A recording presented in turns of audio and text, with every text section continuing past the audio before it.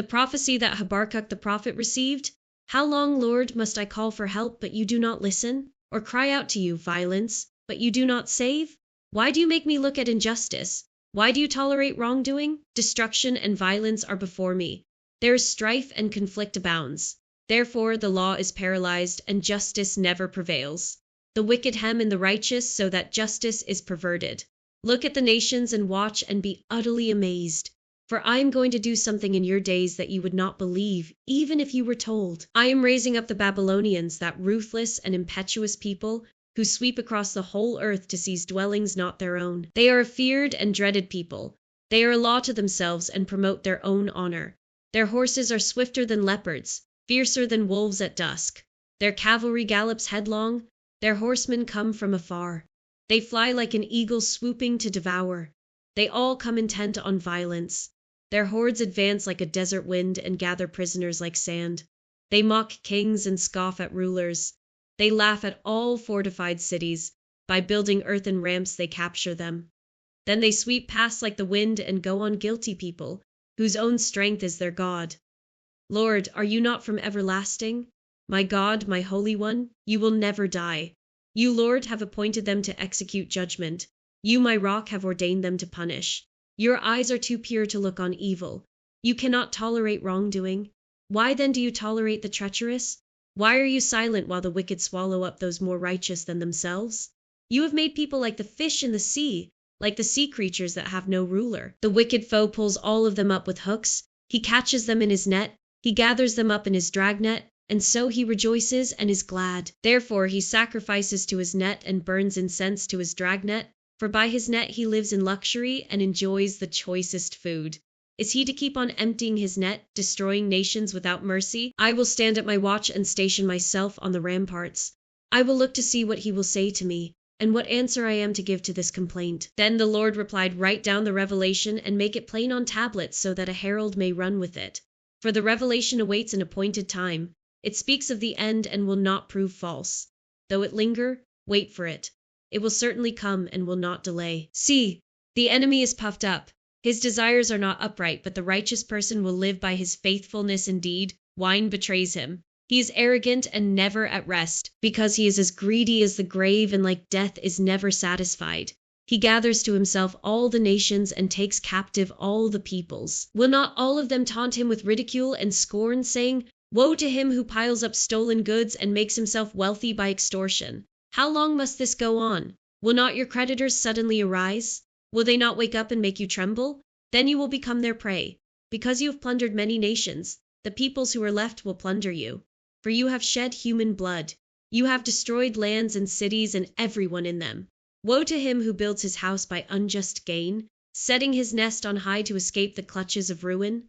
You have plotted the ruin of many peoples, shaming your own house and forfeiting your life. The stones of the wall will cry out, and the beams of the woodwork will echo it. Woe to him who builds a city with bloodshed and establishes a town by injustice. Has not the Lord Almighty determined that the people's labor is only fuel for the fire, that the nations exhaust themselves for nothing? For the earth will be filled with the knowledge of the glory of the Lord as the waters cover the sea. Woe to him who gives drink to his neighbors, pouring it from the wineskin till they are drunk, so that he can gaze on their naked bodies. You will be filled with shame instead of glory. Now it is your turn. Drink and let your nakedness be exposed.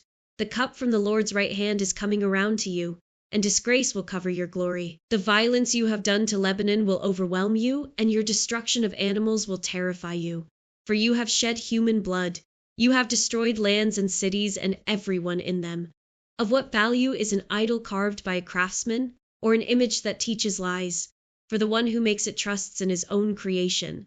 He makes idols that cannot speak. Woe to him who says to wood, come to life, or to lifeless stone, wake up. Can it give guidance?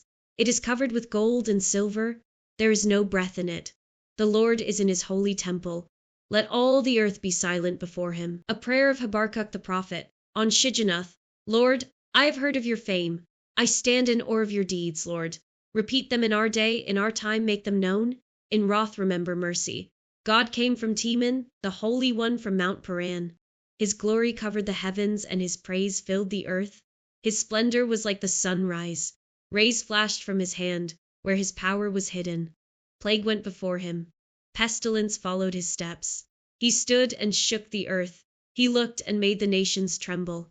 The ancient mountains crumbled and the age-old hills collapsed, but he marches on forever. I saw the tents of Cushan in distress, the dwellings of Midian in anguish. Were you angry with the rivers, Lord? Was your wrath against the streams? Did you rage against the sea when you rode your horses and your chariots to victory? You uncovered your bow, you called for many arrows. You split the earth with rivers. The mountains saw you and writhed. Torrents of water swept by. The deep roared and lifted its waves on high. Sun and moon stood still in the heavens at the glint of your flying arrows, at the lightning of your flashing spear.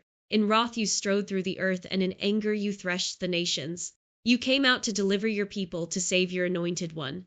You crushed the leader of the land of wickedness. You stripped him from head to foot. With his own spear you pierced his head when his warriors stormed out to scatter us, gloating as though about to devour the wretched who were in hiding. You trampled the sea with your horses, churning the great waters. I heard and my heart pounded. My lips quivered at the sound. Decay crept into my bones and my legs trembled. Yet I will wait patiently for the day of calamity to come on the nation invading us. Though the fig tree does not bud and there are no grapes on the vines, though the olive crop fails and the fields produce no food, though there are no sheep in the pen and no cattle in the stalls, yet I will rejoice in the Lord. I will be joyful in God my Savior. The sovereign Lord is my strength. He makes my feet like the feet of a deer. He enables me to tread on the heights. For the director of music on my stringed instruments,